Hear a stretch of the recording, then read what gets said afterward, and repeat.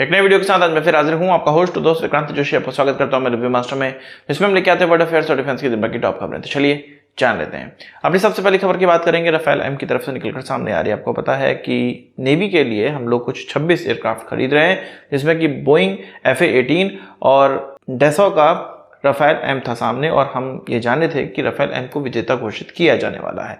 और हम ये भी जान रहे थे कि हमारे प्रधानमंत्री की जो फ्रांस यात्रा होने वाली है 1-2 महीने के अंदर, उसमें ये डील भी साइन हो सकती है। ये खबर आ रही है कि इस बार ये डील साइन नहीं होगी। हालांकि जो विजेता है उसकी घोषणा कर दी जाएगी, पर जो डील होगी वो चुनाव के बाद साइन हो सकती है 2024 में। ऐसा इसलिए करा जा रहा है, ये माना जा रहा है कि डील अगर अभी साइन हो जाएगी तो चुनाव पे असर पड़ सकता है। अपोजिशन पार्टी उसको लेकर आरोप लगा सकती हैं, और ये जनरल प्रैक्टिस रही है कि चुनाव के आसपास में कोई भी खरीद नहीं की जाती है, क्योंकि उसके आरोप, भ्रष्टाचार के आरोप उसमें लग जाते हैं सरकारों पर। और पार्टियों के लिए सबसे पहले चुनाव होता है, बाकी उसके बाद में होता है। 1 साल अगर कोई डील नहीं होगी और 5 साल की गवर्नमेंट उसके चक्कर में मिल रही होगी, तो 5 सालों में डील हो जाएगी। 1 साल बेकार भी चला गया तो क्या हुआ, ऐसा पार्टियों का सोचना होता है। पर भारत के लिए तो नुकसानदेह होता ही है। चुनाव जीतने के लिए कई बार पार्टियों को इस तरह की चीजें करनी पड़ती हैं, जिसके कारण भारत की जो प्रगति है वो रुक जाती है। बात करते हैं भारत और रशिया के रिश्तों की। आपको पता है कि हम लगभग 60 से 70% जो सामान है, डिफेंस इक्विपमेंट है, वो रशियन ही इस्तेमाल करते हैं। और अभी रशिया यूक्रेन युद्ध चल रहा है। रशिया के पास वैसे ही हथियारों की कमी हो गई है, तो अपने पुराने हथियार निकाल रहा है। इन हथियारों में कुछ अत्याधुनिक चीजें लगाने के लिए अब वो भारत और म्यांमार से जो पहले एक्सपोर्ट किए गए चीजें थी, जैसे कि ऑप्टिकल सेंसर्स, या आप कह सकते हैं नाइट विजन, या टैंक्स के लिए ऑप्टिकल साइट्स जो होती हैं, वो म्यांमार से और भारत से वो री इंपोर्ट कर रहे हैं।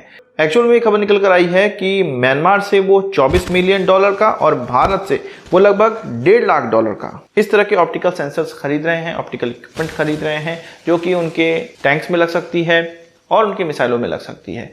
तो वो भारत और म्यांमार से उनको शिफ्ट किया जा रहा है। अखबारों में इस चीज का इसलिए खुलासा हुआ क्योंकि जो कस्टम की शीट थी, कस्टम की जो लिस्ट है, उसमें इन हथियारों का जिक्र हो रहा है, और भारत से वो रशिया पहुंच रही है, म्यांमार से वो रशिया पहुंच रहे हैं। इसमें खास बात यह है कि उन कस्टम के पेपर्स में लिखा हुआ है कि ये डिफेंस इक्विपमेंट खराब है, इसलिए इसको रशिया भेजा जा रहा है। पर एक और खास बात नोट करने वाली बात यह है कि वो ओरिजिनल इक्विपमेंट मैन्युफैक्चरर तक नहीं जा रही हैं, वो किसी दूसरे ही डिफेंस कॉन्ट्रैक्टर तक पहुंच रही हैं, या उन टैंक्स मेकर्स के पास पहुंच रही हैं, ना कि ये जो एक्सेसरीज बनाने वाली जो मैन्युफैक्चरर्स हैं उनके पास। वो टैंक मेकर्स से पहुंच रही हैं। मान लीजिए उनको T-72 पुराने टैंक निकालने हैं, उनमें जो रिक्वायर्ड चेंजेस हैं वो उस टैंक का मैन्युफैक्चरर ही कर पाएगा। वो करने के लिए ही इन जो पार्ट्स हैं उनको मंगवाया जा रहा है भारत और म्यांमार से। मैं तो कहता हूं कि रशिया को उनके इक्विपमेंट हम बनाते ही हैं बहुत से, तुरंत एक्सपोर्ट कर देना चाहिए।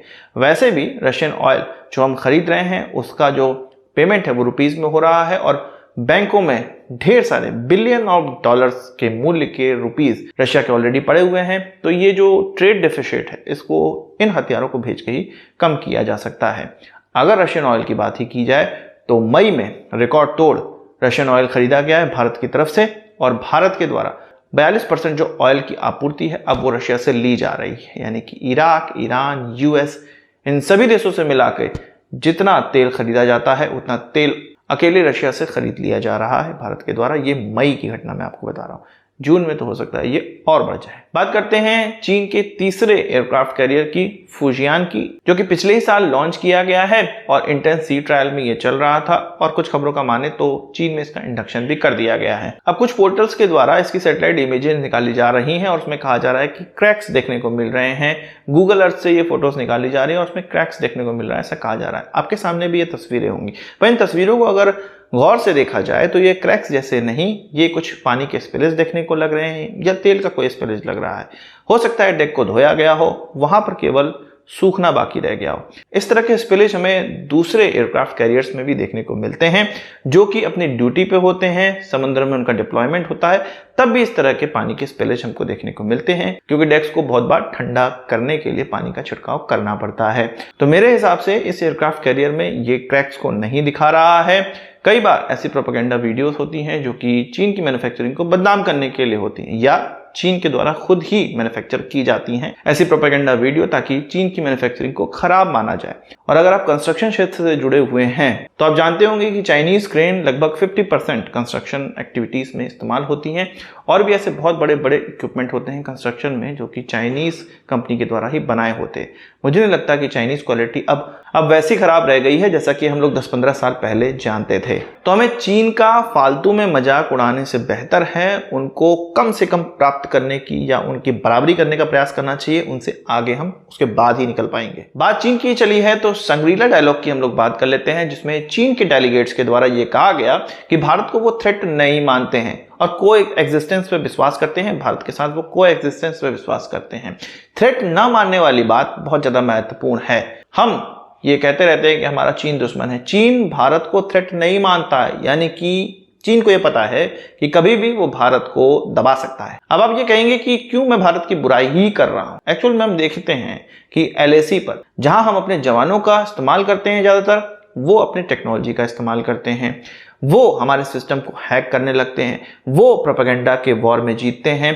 पाकिस्तान की तरफ से इस तरह के मीम्स, इस तरह की प्रोपेगेंडा वीडियो पहुंचवाते हैं जो कि हमारी सोशल मीडिया पे पहुंचती है, और हम अपनी ही आर्मी पे उंगली उठाते हैं, विश्वास नहीं रखते हैं। तो 5th जनरेशन वॉरफेयर में दो तरह की चीजें होती हैं, एक ग्राउंड पे लड़ाई और दूसरी सोशल मीडिया पे लड़ाई या परसेप्शन की लड़ाई। दोनों में ही भारत हारता हुआ दिखता है।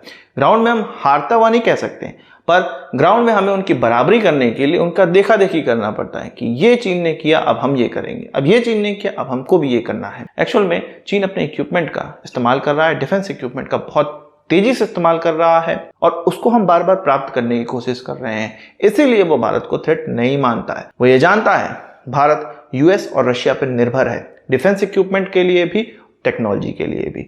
इसीलिए वो भारत को थ्रेट नहीं मानता है। पर हमें चीन को ये दिखाना पड़ेगा आने वाले समय में, इसमें 10 से 15 सालों का समय लगेगा, कि चीन हम तुमसे भी आगे बढ़ सकते हैं। बात करते हैं रशिया के एक शहर की, इसका नाम बेलगोरोड है। वहां पर यूक्रेन के द्वारा सेल्फ से अटैक किया गया है, फायरिंग की जा रही है, और ये कहा जा रहा है कि रशियन अलगाववादियों को वहां पर फंडिंग की जा रही है, हथियार भेजे जा रहे हैं। बेल्जियम ने यह कहा है कि अगर ये हथियार जो यूक्रेन को भेजे गए हैं वो इस्तेमाल हो रहे हैं तो यूक्रेन पे कड़ी कार्रवाई की जाएगी, इस प्रकार के हथियार नहीं दिए जाएंगे। असल में बेल्जियम का ये कहना है कि जितने भी देश, यूरोपियन देश मिलकर यूक्रेन को हथियार भेज रहे हैं वो उनके डिफेंस के लिए है, अटैक के लिए नहीं है। अटैक में अगर ये इसका इस्तेमाल करते हैं तो रशिया ये सोचेगा कि यूरोप के देश उस पर अटैक कर रहे हैं और परिणाम भीषण होंगे। इसलिए यूक्रेन को यह समझना चाहिए कि इसका डिफेंस में ही केवल इस्तेमाल करें, ऑफेंस में नहीं। आपका क्या कहना है इस खबर पे कमेंट बॉक्स में जरूर बताइएगा। वीडियो खत्म करने से पहले एक छोटी सी वीडियो के साथ मैं आपको छोड़ के जाना चाहता हूं, जो कि पाकिस्तान के पूर्व जनरल बाजवा की है। फ्रांस में पकड़ा गया बंदा एक अफगानी के द्वारा खूब गाली खाया है। आप इस वीडियो को देखिए, इस वीडियो पे इसको लाइक मार दीजिएगा। तुम अफगानिस्तान में जहाद करेगी यार, मैं नहीं हूँ यार, आप वीडियो ना बनाए, मैं अभी पुलिस को बुलाता हूँ। पुलिस तब बुलाओ, बुलाओ पुलिस को बुलाओ।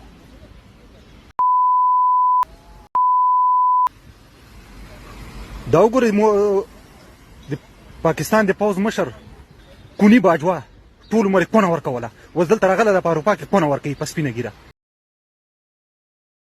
आज के इस वीडियो के लिए बस इतना ही। आशा करता हूं कि वीडियो पसंद आया होगा, आपको बड़ा संदेश देंगे।